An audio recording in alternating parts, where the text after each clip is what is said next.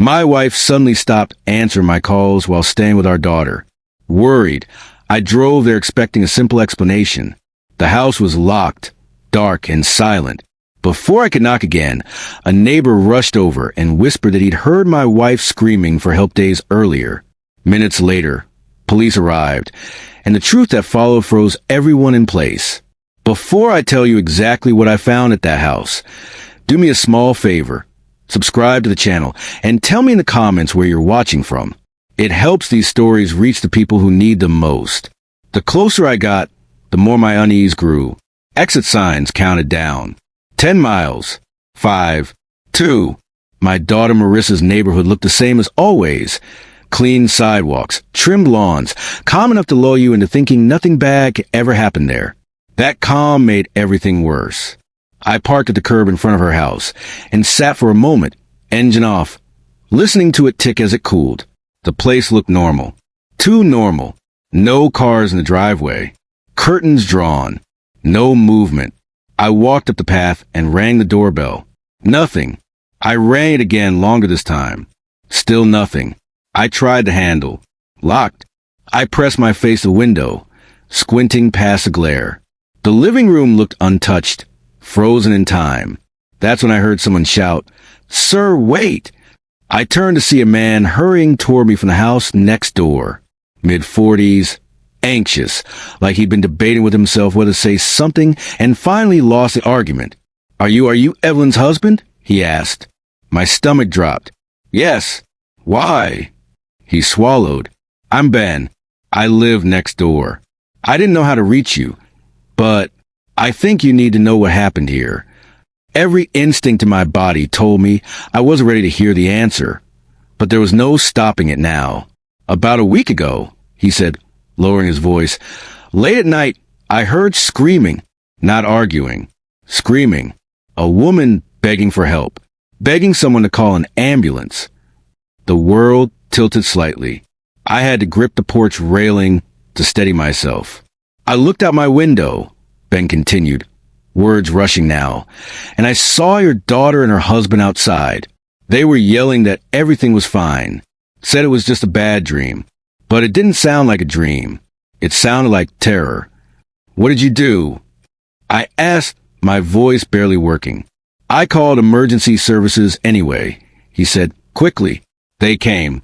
Took a woman out on a stretcher. It was your wife. She barely looked conscious." My ears rang. Did my daughter go with her? Ben shook his head. "No, neither of them did. The ambulance left, and the next morning, their cars were gone. Haven't seen them since." Something inside me went completely still. I didn't thank him. I didn't ask another question. My hands were shaking too badly.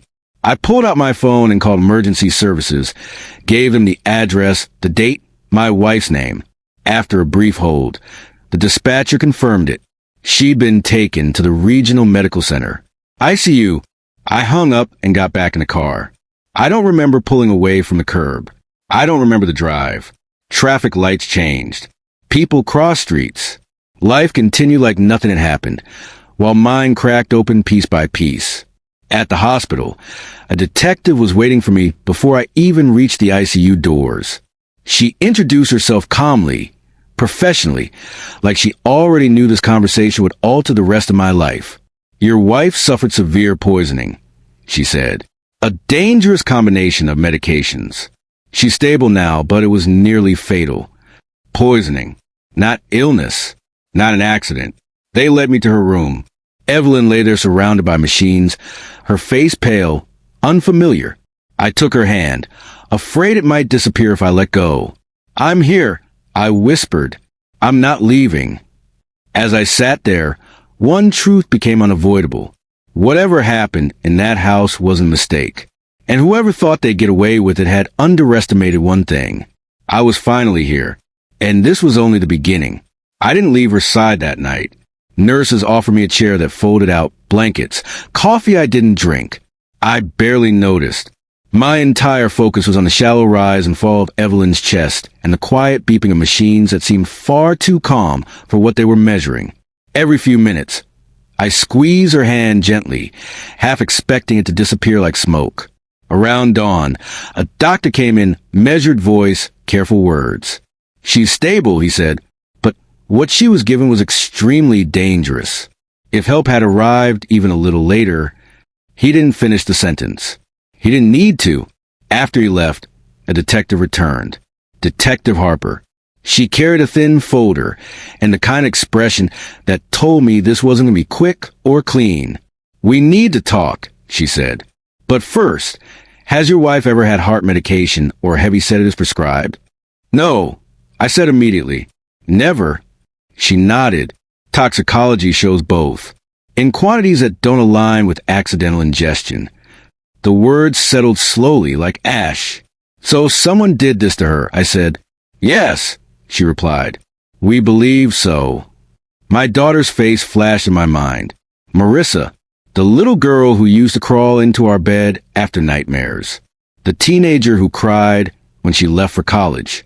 The woman who hugged her mother at the door 2 weeks ago and waved goodbye. I didn't say her name out loud. "Not yet. Where are they now?" I asked.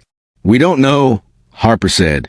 "They left town the morning after your wife was taken to the hospital. We're locating them." I closed my eyes briefly. Every instinct I had, every year I'd spent dealing with truth and lies in my own career, told me the same thing. They ran. Hours passed. Evelyn slept, stirred, slept again. At one point, her fingers moved slightly in mine. Not a reflex, a response. I leaned closer. "Ev? It's me." Her eyes fluttered open, unfocused at first, then slowly finding my face. Confusion crossed her expression, followed by fear, where her voice was hoarse, barely a whisper. "You're safe?" I said quickly. "You're in the hospital." "I'm here." Tears welled in her eyes. She tried to speak again, but stopped, swallowing hard. "They wouldn't help me," she whispered finally. The sentence broke something inside me. "Who?" I asked, though I already knew. "Marissa," she said, "and Tom." Her breathing quickened. I signaled for the nurse, but Evelyn squeezed my hand, insisting. "I asked them to call an ambulance," she continued. I told them something was wrong. My heart, it felt like it was going to tear itself apart. I begged. My jaw clenched so hard my teeth ached. "They said I was overreacting," she whispered. "Said I should lie down." Tom stood in the doorway, wouldn't let me leave the room. The nurse entered quietly, checking monitors, but didn't interrupt. I screamed. Evelyn said, tears slipping down her cheeks. I screamed so someone outside would hear. I leaned down, pressing my forehead to her hand. "You did the right thing," I said. "You saved yourself." The detective returned later to take her statement. Evelyn told the story slowly, carefully, pausing when exhaustion overwhelmed her. The details were precise. Clear, painful, dinner, pasta, an hour later, dizziness, nausea, heart racing, panic, and then darkness. When Harper left, she didn't hide her reaction. "This wasn't accidental," she said quietly, "and this doesn't end here." That afternoon, I stepped in the hallway and made a call I hadn't expected to make, to a man I hadn't spoken to in years, a private investigator who'd helped me once, long ago, when facts needed daylight. "I need everything," I told him. "Financials, phone records, debts, anything that explains why my daughter would do this." There was a pause. Then, "Give me 48 hours. By evening, anger had given way to something colder, focused. I sat beside Evelyn, watching her sleep, and understood something with absolute clarity.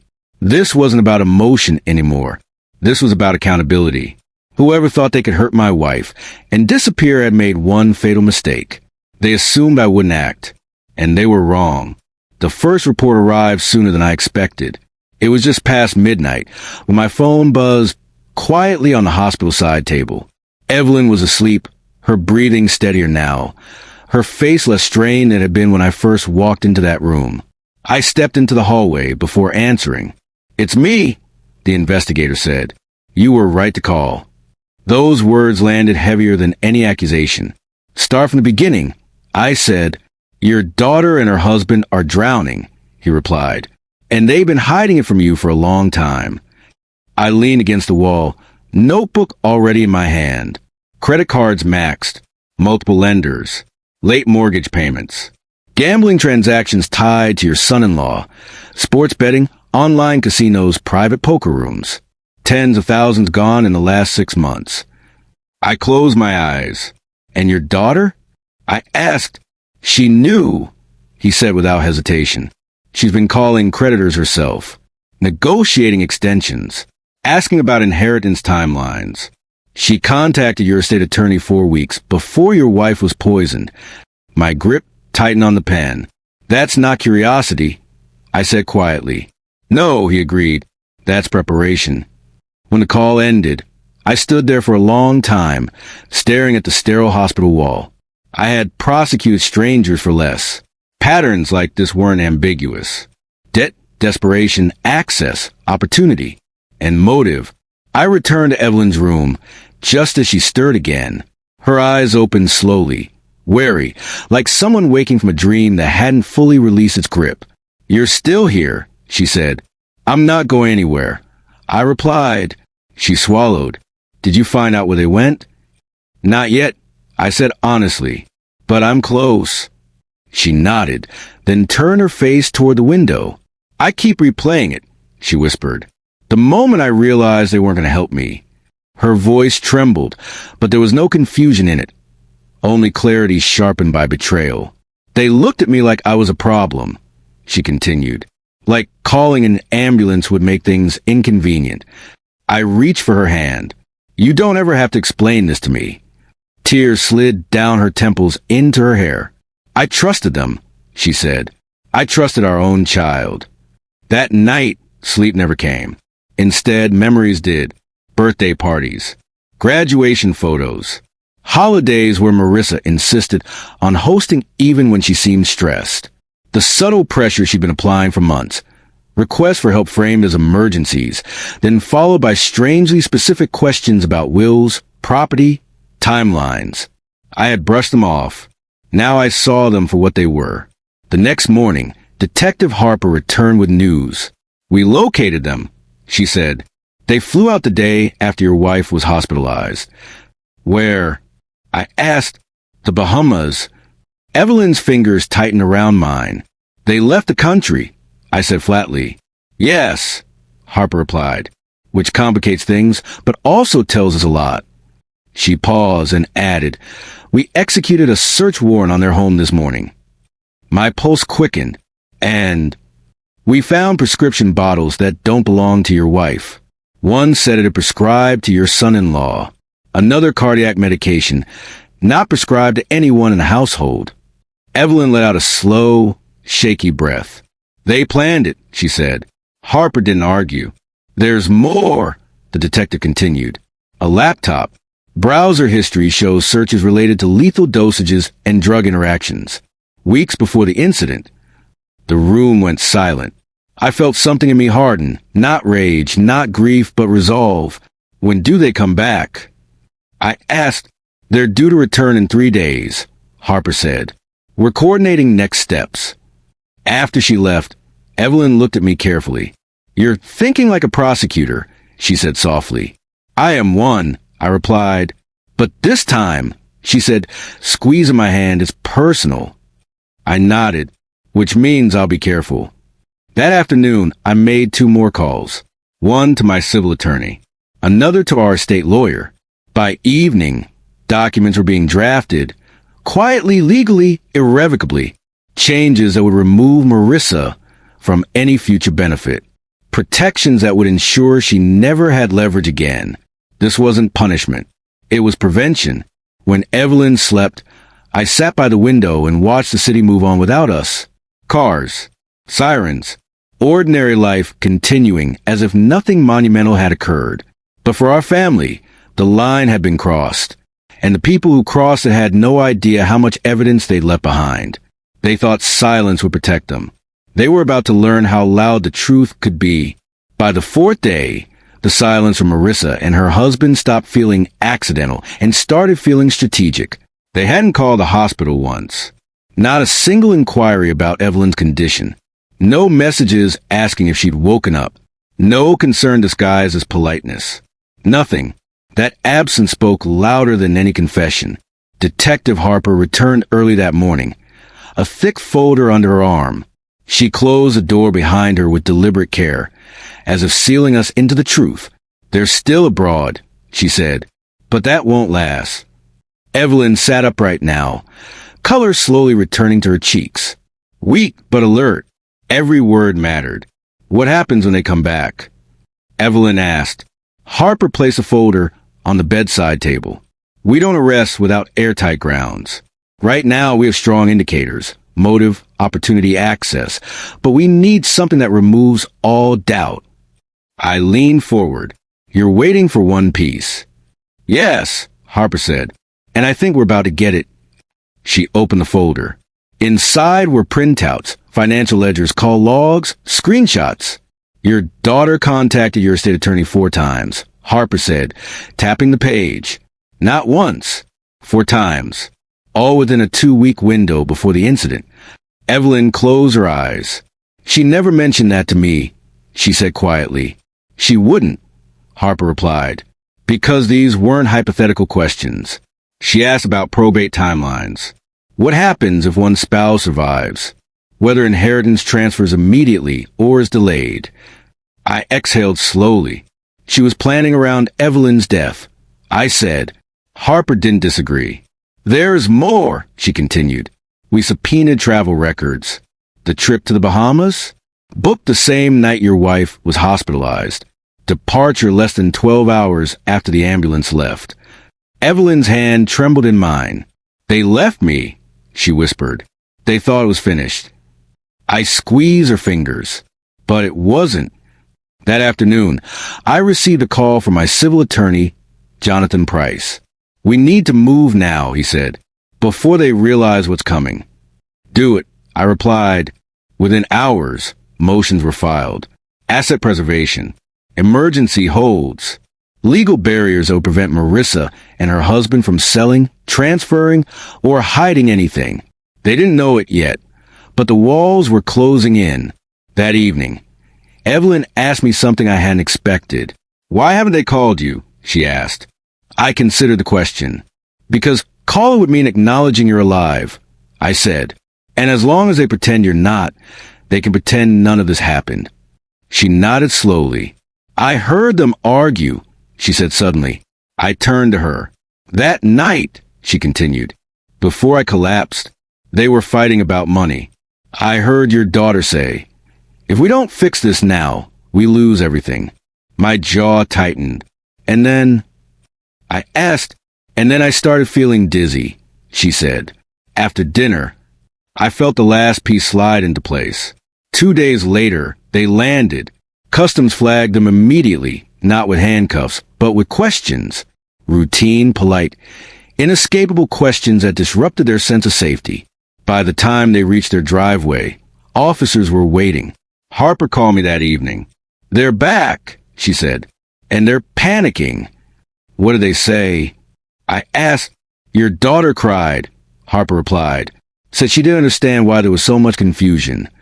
Her husband asked if this was really necessary." I almost laughed. "They still think this is a misunderstanding," I said. "They won't for long," Harper replied. That night, Marissa called. I watched the phone ring until it stopped. Then it rang again. I answered on the 3rd attempt. "Dad," she said, her voice trembling just enough to sound believable. "Why didn't you tell me Mom was sick?" I felt nothing. "You knew," I said calmly. A pause. "We didn't think it was serious," she replied. "The doctor said—" "You booked a vacation 12 hours later," I interrupted. "Don't insult me." She started crying then. Loud, broken sobs meant to pull at memory and guilt. "I was scared," she said. "Everything got out of control." "You made choices," I replied, "and now they're catching up." Her tone changed. "You're trying to ruin us," she snapped. "After everything we've been through." I smiled, though she couldn't see it. No, I said. You did that yourself. I hung up. The next morning, Harper called again. We have enough, she said. Search history, forward prescriptions, financial motive, eyewitness testimony, medical expert confirmation. This goes forward, she said, criminally. Evelyn listened as I relayed the news. She didn't cry. She didn't smile. She just nodded. Good, she said. I don't want them near me again. That afternoon, I updated our wills. Not out of anger. Out of clarity. Every asset redirected. Every contingency sealed. No appeals. No loopholes. When I finished signing, the lawyer slid the papers toward me. You're sure? He asked gently. I've never been more certain, I replied. That night, as Evelyn slept peacefully for the first time in weeks, I stood by the window and watched the city lights flicker. Somewhere across town, my daughter was realizing that silence hadn't saved her. It had condemned her. And this was only the beginning. By the time the formal charges were filed, the story had already escaped the walls of the hospital. Not the details, not yet, but the shape of it. Neighbors talked. Staff whispered. Records moved from desk to desk with gravity that couldn't be ignored. When Detective Harper returned 2 days later, her posture told me everything before she spoke. They're officially suspects, she said. Both of them. Evelyn was sitting up now without assistance, a blanket around her shoulders. She looked smaller than she used to, but there was a steadiness in her eyes I hadn't seen since before the poisoning. What are they saying? She asked. Harper exhaled. They're denying intent, claiming panic, confusion, an unfortunate medical incident. I let out a slow breath. Of course they are. But, Harper continued, opening her folder, their stories don't match. Not with each other, and not with the evidence. She slid out a timeline. June 8th. Dinner served at 7:12 p.m. First symptoms reported at 8:03 p.m. Neighbor's emergency call logged at 12:43 a.m. Ambulance dispatched. Departure flight booked at 6:18 a.m. the next morning. They didn't wait, Evelyn whispered. No, Harper said. They assumed you would wake up. That sentence landed like a weight. Later that afternoon, I received another call, this one from Jonathan Price. They retained counsel, he said. High end. Of course they have, I replied, which tells me two things, he continued. First, they know how serious this is. Second, they're going to try to flip the narrative. I leaned back in the chair beside Evelyn's bed. How? I asked. By making you look unstable, Price said. By implying your wife's memory is unreliable. By suggesting family conflict, emotional exaggeration, financial paranoia. Evelyn laughed softly, without humor. They poison me, she said. How much exaggeration do they think is required? Price didn't laugh. I've seen worse arguments succeed, he said, which is why we need to stay 2 steps ahead. The next move came faster than expected. 2 mornings later, a reporter called. I didn't answer. By noon, there were 3 more. By evening, my phone was silent again, not because interest had faded, but because someone else had filled the air with a story. Marissa, her version appeared online the following day. An emotional misunderstanding. A tragic medical emergency. A family torn apart by stress and grief. She cried in the interview, chose soft lighting, spoke slowly, carefully, and never once mentioned the drugs. Evelyn watched the clip from her hospital bed. Expression unreadable. She's performing, she said finally. Yes, I replied. And she's terrified. How can you tell? She asked. Because she went public before charges were announced. I said, that's not confidence. That's preemptive defense. Detective Harper confirmed it later that day. They're trying to influence public perception before the warrants are served, she said. It won't work. Will it hurt the case? Evelyn asked. No, Harper said firmly, but it will make things uglier. She wasn't wrong. The following week became a pressure cooker. Attorneys filed motions. Media speculation grew. Friends called with awkward concern. Some avoided us entirely. Evelyn noticed. They don't know what to say, she said one evening. They don't need to say anything, I replied. They just need to wait. On the 7th day after Marissa's interview aired, the warrants were signed. Harper arrived personally. They're being taken in tonight, she said. Evelyn closed her eyes. Good, she whispered. I'm tired of pretending this didn't happen. The arrests were quiet. No cameras. No spectacle. Just handcuffs clicking into place in a driveway they were about to lose anyway. I found out through Harper's call. They're in custody, she said. Separate interrogation rooms. What are they saying now? I asked. Your son-in-law is sweating, she replied.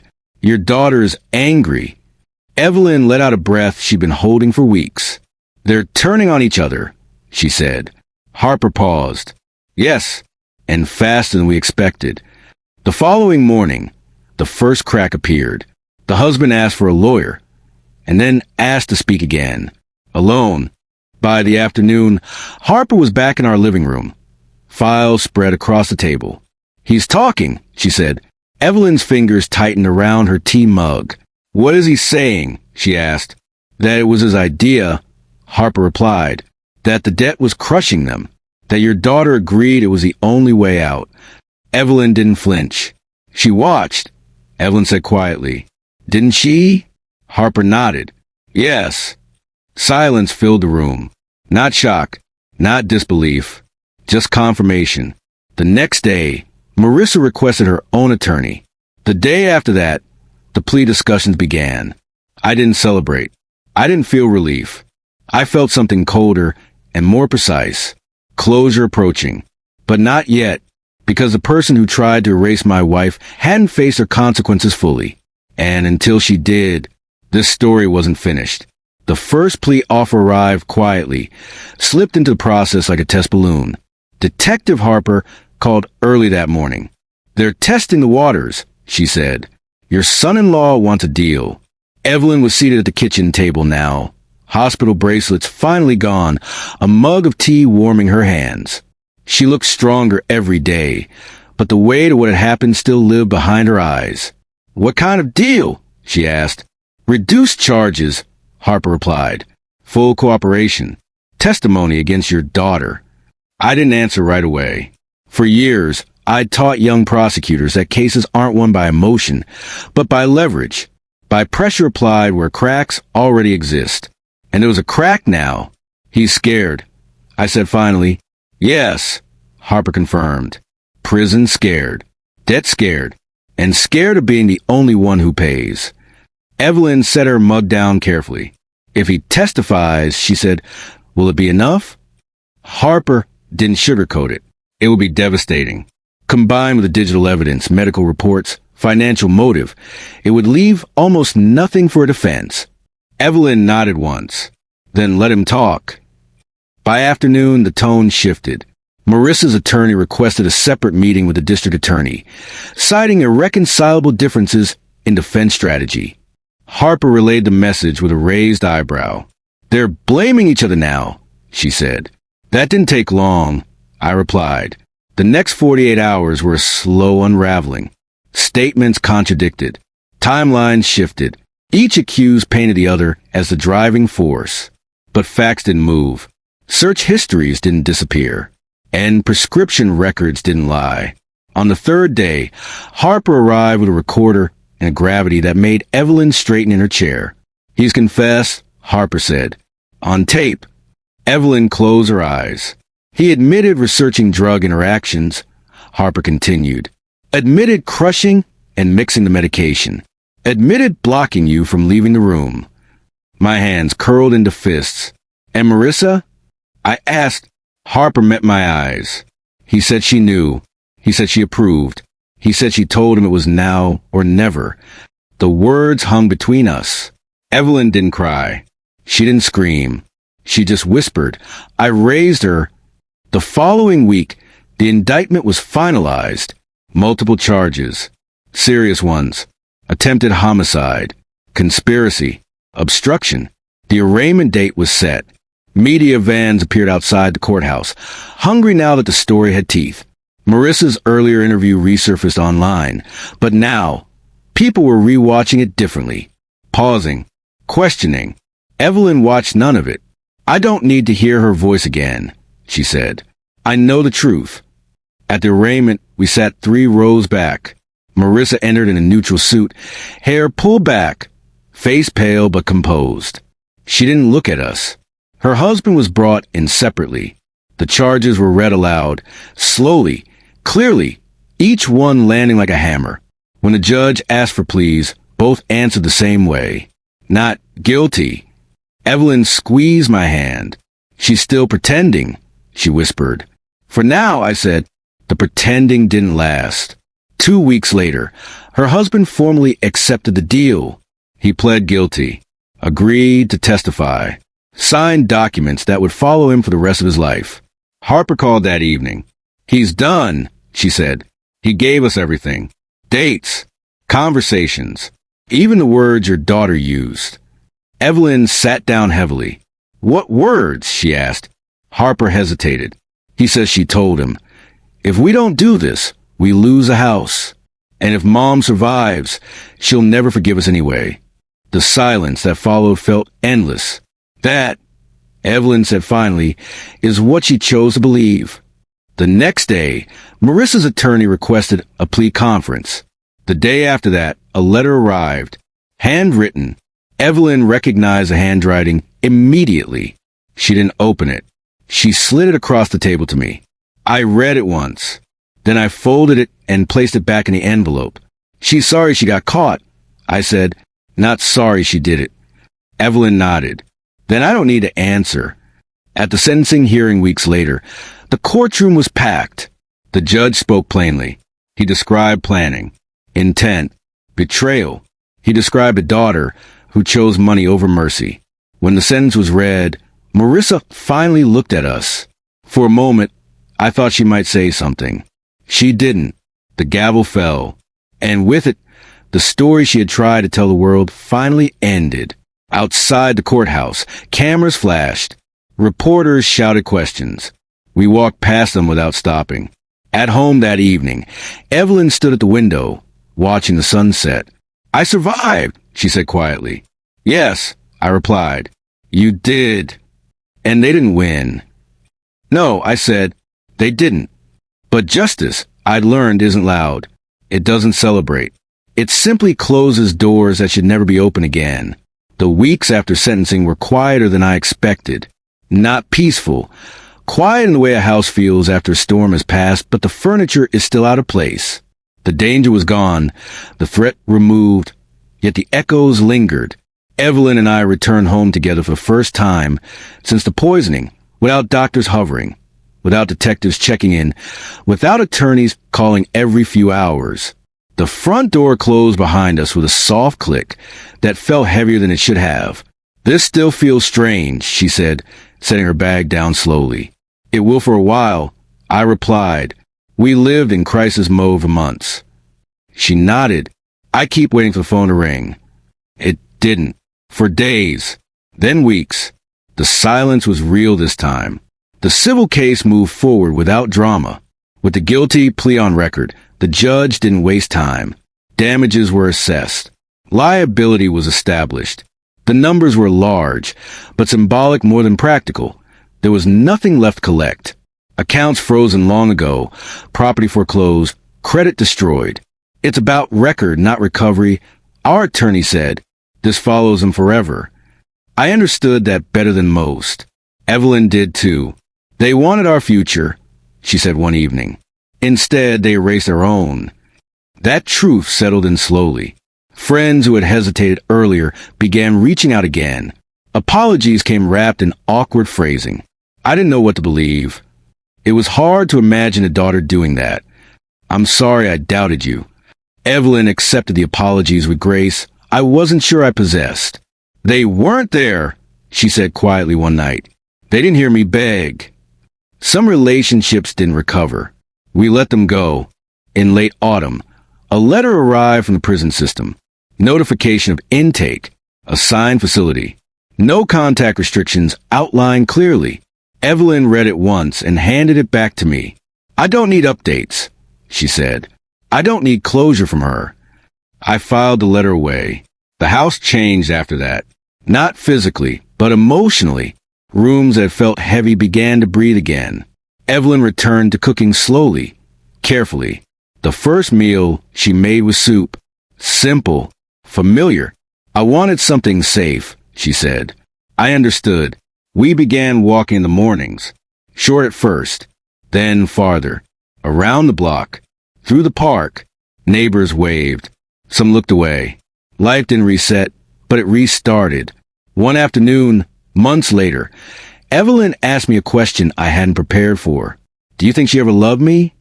I didn't answer immediately.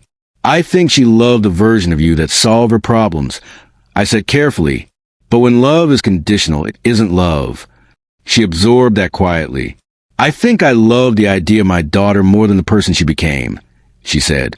That's not a failure, I replied. That's being human. The holidays came. We didn't decorate much that year. No tree, no large gatherings. Just candles, quiet music, a small dinner. At midnight on New Year's Eve, Evelyn squeezed my hand. I'm still here, she said. Yes, I replied. You are. Spring followed, then summer. We updated our wills again. Not because we had to, but because clarity changes priorities. Everything went to charity, medical research, victim support programs. No ambiguity. No room for manipulation. Our attorney looked at us and asked gently, Are you sure? Evelyn nodded. We're certain. One evening, nearly a year after everything began, we sat on the porch watching dusk settle. I don't feel angry anymore, Evelyn said. Is that strange? No, I replied. Anger is fuel. You don't need it once the fire's out. She smiled faintly. Then what's left? Peace, I said, and memory. She leaned her head against my shoulder. I survived, she said again. Not as a realization, but as a statement of fact. Yes, I answered. You did. Some stories end with forgiveness. Ours ended with truth. And sometimes that's the only ending that actually heals. Time didn't erase what happened, but it changed how it lived inside us. By the time the second summer arrived, the story no longer dominated every conversation or thought. It existed more like a scar than an open wound. Something you notice when the light hits it just right, but not something that stops you from moving. Evelyn's strength returned in layers. First physical, then emotional. The doctors were pleased. The therapists impressed. I was simply grateful. She began volunteering twice a week at a community center not far from our home. Nothing dramatic. Organizing supplies, helping with paperwork, listening to people who needed someone patient enough to hear them without judgment. One evening she came home quieter than usual. I met a woman today, she said as she set her bag down. She survived something similar. I didn't interrupt. She kept apologizing for talking. Evelyn continued. Like her pain was an inconvenience. I recognized that tone immediately. What did you tell her? I asked. That she didn't owe anyone's silence, Evelyn replied. That surviving doesn't mean pretending nothing happened. She paused, then added, I didn't know I needed to say that out loud until I did. It was the first time I realized she wasn't just healing. She was reclaiming meaning. The legal aftershocks continued quietly in the background. Appeals were denied. Motions dismissed. The case became settled law. No drama. No reversals. Occasionally, something would surface in the news. A short article about sentencing statistics, a mention of high-profile family crimes. But Evelyn stopped reading them. I don't need reminders, she said. I remember enough. One afternoon, nearly 18 months after the poisoning, I received a call from an unfamiliar number. It was the prison counselor. I'm calling to inform you, she said carefully, that your daughter has requested permission to write a letter to her mother. I felt my chest tighten. I'll ask her, I said. When I told Evelyn, she didn't respond right away. She sat at the kitchen table, hands folded, eyes distant. Do you want to read it? I asked gently. She shook her head. No. Do you want me to? I asked. No, she said again. I don't need to hear explanations. I've heard enough. Then I'll decline, I said. She looked up at me. Thank you. The counselor never called again. That winter, we traveled for the first time since everything happened. Not far. Just a quiet coastal town where no one knew us. We walked along the shore in silence, the wind sharp and clean. I didn't think I'd ever feel normal again. Evelyn said as we watched the waves. Normal changes, I replied, but it doesn't disappear. She smiled. I like this version better. So, did I. At a small cafe one morning, a woman at the next table struck up conversation. Casual, friendly, nothing unusual. What brings you here? She asked. Evelyn answered without thinking. A second chance. The woman smiled, unaware of the weight behind the words. Later, Evelyn laughed about it. I didn't even plan to say that, she said. It just felt true. When we returned home, life resumed easily. We hosted friends again, carefully chosen, deeply trusted. Laughter returned to the house. Music played while cooking. Evenings stretched longer. One night, as we cleaned up after dinner, Evelyn stopped suddenly. I don't feel afraid anymore, she said. Of what? I asked. Of being replaced, she said. Of being disposable. I set the dish down and looked at her fully. You never were, I said. She nodded. I know. I just needed to believe it myself. That spring, she planted a garden. Not a large one. Just enough to tend. Herbs. Flowers. Things that required patience. Why gardening? I asked. Because it reminds me that growth doesn't happen overnight, she said. And because life keeps coming back if you let it. I watched her kneel in the soil, hands steady, face calm, and felt something close to awe. This wasn't survival anymore. This was living. One evening, as the sun dipped low and painted the sky orange, Evelyn took my hand. Promise me something, she said. Anything. If I ever start shrinking again, she said, remind me of this version of myself. I will, I said, but I don't think you'll forget. She smiled. Neither do I. Some people think justice is the end of the story. For us, it was just the beginning. Because the real victory wasn't what happened in courtrooms or prisons. It was what happened here. Quietly, steadily, day by day. A life reclaimed. A voice restored. And a future no longer defined by betrayal. By the third year, the story no longer belonged to the headlines, the courtrooms, or the whispers that once followed us through grocery aisles and parking lots. It belonged to us again. And that changed everything. Evelyn woke earlier than she used to. Not because of nightmares. Those had faded. But because mornings had become something she looked forward to. Light through the curtains. Coffee brewing. The quiet promise that the day ahead was hers to shape. She kept a small notebook on the kitchen counter now. Not for lists or appointments, but for thoughts. Sometimes a sentence. Sometimes a single word. Sometimes nothing more than a date and a check mark. Proof she had lived another ordinary, precious day. I noticed it one morning and smiled. You don't have to document everything, I said gently. I know, she replied. I just like seeing proof that I'm still moving forward. That notebook became a ritual. Not obsessive, not heavy, just grounding. The house itself seemed to breathe differently. Where silence once felt tense, now it felt calm. Where laughter once felt fragile, now it came freely. Friends returned, not all of them, but the right ones. The kind who didn't ask invasive questions. The kind who didn't need explanations. One evening, after dinner with neighbors we'd grown close to, Evelyn lingered at the table while I loaded the dishwasher. They don't look at me like something that broke, she said quietly. They look at you like someone strong, I replied. She shook her head. No, they look at me like someone normal. And that's better. The legal echoes still surface now and then. Notices, updates, reminders that consequences don't end when sentencing does. Curtis wrote once, through attorneys, requesting a reduction based on cooperation and rehabilitation efforts. It was denied. Della never wrote again. And Evelyn never asked about her. People assume forgiveness is a final step to healing. They're wrong. Sometimes distance is. Sometimes boundaries are. Sometimes peace comes from deciding you don't owe anyone access to your life just because they once shared your blood. We didn't speak about forgiveness much. We spoke about safety, about honesty, about choosing who deserved a place at our table. One afternoon, Evelyn received a call from the community center director. They wanted her to lead a small support group, not as a counselor, not as an expert, just as someone willing to listen. She hesitated. "I don't want to be known for what happened to me," she said later. "You won't be," I replied. "You'll be known for what you survived." She thought about it for days. Then she said yes. The first meeting was small. For women, folding chairs, paper cups of water, nervous energy. Evelyn didn't prepare a speech. She simply said, "I'm not here to fix you. I'm here to sit with you." That was enough.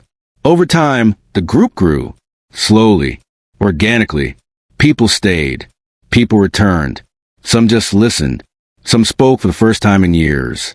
Evelyn never pushed, never forced meaning onto pain. She understood now that healing doesn't follow a script. One evening, she came home emotionally drained but steady. "They asked me how I stopped blaming myself," she said. "What did you tell them?" I asked. "That I didn't," she replied. "Not right away. But I learned that someone else's cruelty doesn't become your responsibility just because you survived it." I watched her then, really watched her, and realized something profound. The woman standing in front of me was not a victim who had recovered. She was a survivor who had evolved. The past no longer defined her reactions. It informed her strength. The seasons passed. Birthdays came and went without tension. Holidays returned without dread. We traveled again, this time farther, this time lighter. We learned how to laugh without guilt, how to plan without fear.